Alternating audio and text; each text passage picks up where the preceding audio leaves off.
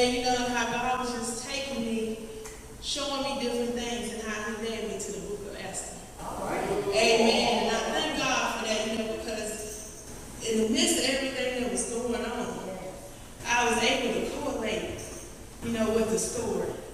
Amen. And you know how with Esther, she had to go and be in the king's, palace for a whole year. Amen. In this beauty contest. Amen. But, to make a long story short, after she was chosen. Amen. Because, God gave her favor. Amen. And then she became queen. But, there was a reason and a purpose that she became a queen.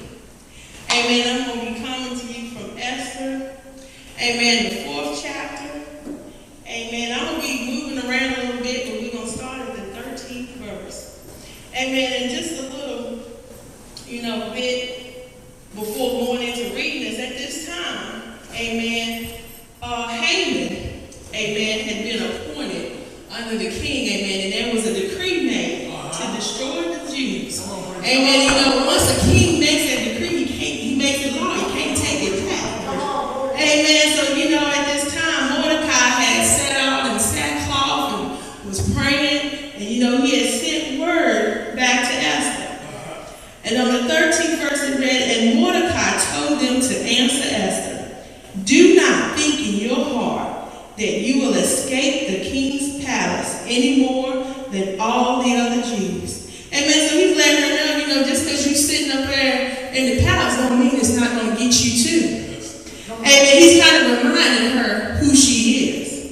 Amen. For if you remain completely silent at this time, relief and deliverance will arise for the Jews from another place. But you and your father's house will perish. So, a lot of times, God has set us in a place to do something. And at the same time, we have free will. Amen. And we choose not to do what God told us to do. It's still going to get done. Amen. He's going to raise somebody else to do it.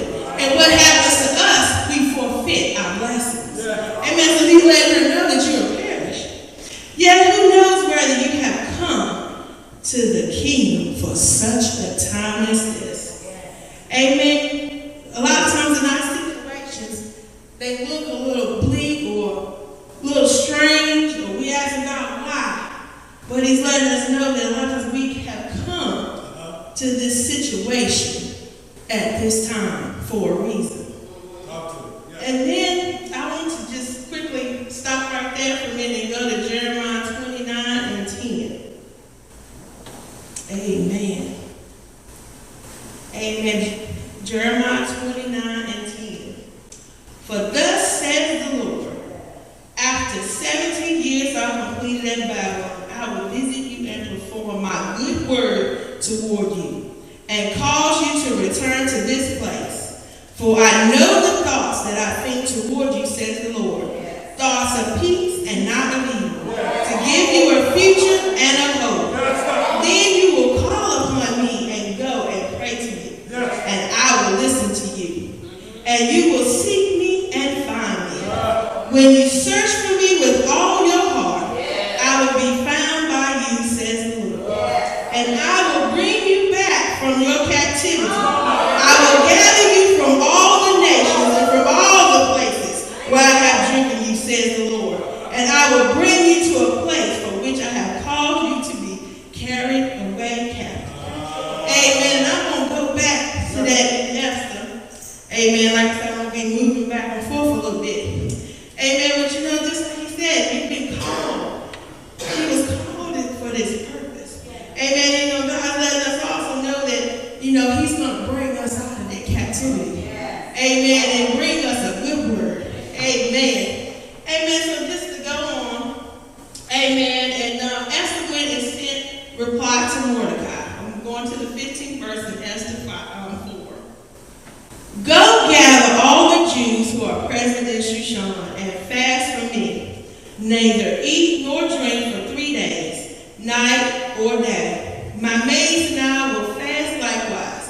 And so I will go to the king, which is against the law. And if I perish, I perish. All right. Amen. And I want you to stop it and put my topic today. today, it's time to go before the king. Amen. Whatever the situation that Haman Haman had wanted to seek to kill him. And the devil seeks to destroy our ministry, destroy our purpose, destroy what we're here for. Amen. So we have to sometimes take it to the king. Amen. And during the law, it was against the law for you to go before the king if you wasn't called. And the only way that you was, saved, because they would kill you on contact if he held out that golden scepter.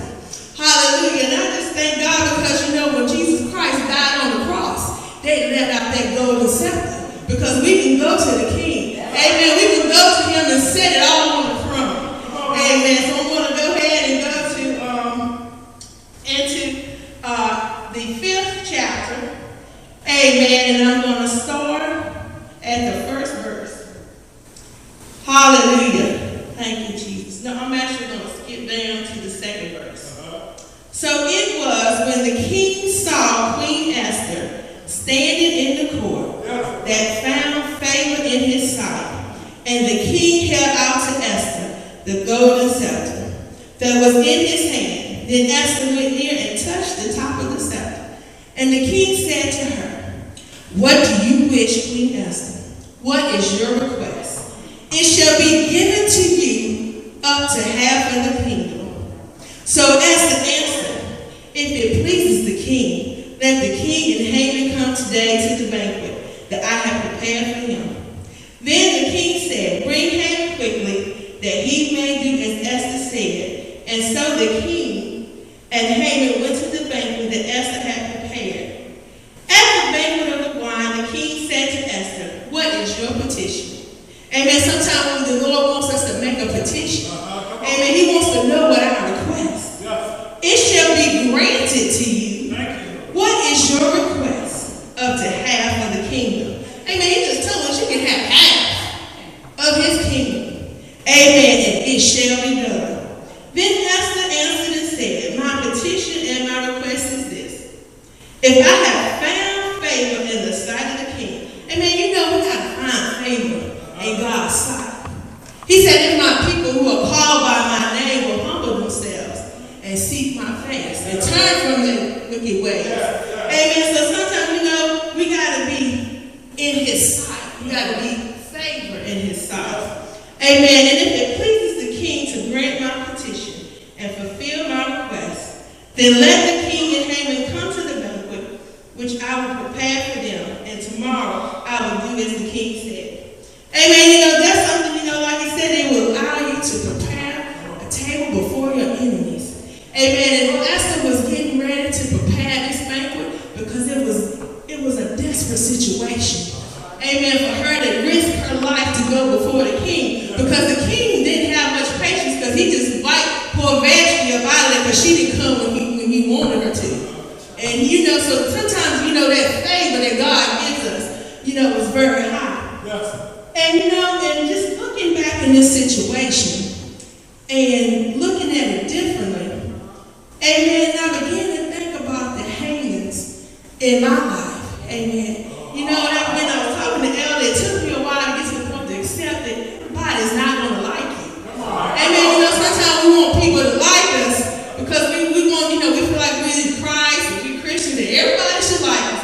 But there's just some people, no matter what you do, they're just not going to like you. Amen. And sometimes, like Elder said, these people are put in there for a reason. Because when they don't like you, that pushes you forward. Amen. It keeps you going and trying to see what you can do. Amen. So, with Esther, this was a desperate, like I said, situation. Amen. And she, went before the king, knowing that she could possibly die. Amen. And I looked at, Hamans can be people, it can be circumstances, it can be diseases, it can be a health. Amen. But in all this time, amen, that God is sitting on the throne and he's waiting for us to take it to the king. Amen. That song that says, "Take me to the king." Amen. I don't have much to bring. Hallelujah. I want to take it all to the cross. Amen. That he's sitting there in this throne. Amen. In the Revelations in the 19th chapter, amen, we talk about that king. Amen. And I just want to go to that and read that a little bit. The 19th chapter of Revelations, 11 through 16. Amen.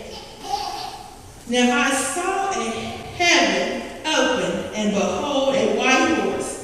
And he who sat on him was called Faithful and True. And in his righteousness he judges and makes war. His eyes were like a flame of fire, and his head were many crowns. He had a name written that no one except himself. He was clothed with a robe dipped in blood, and his name is called the Word of God.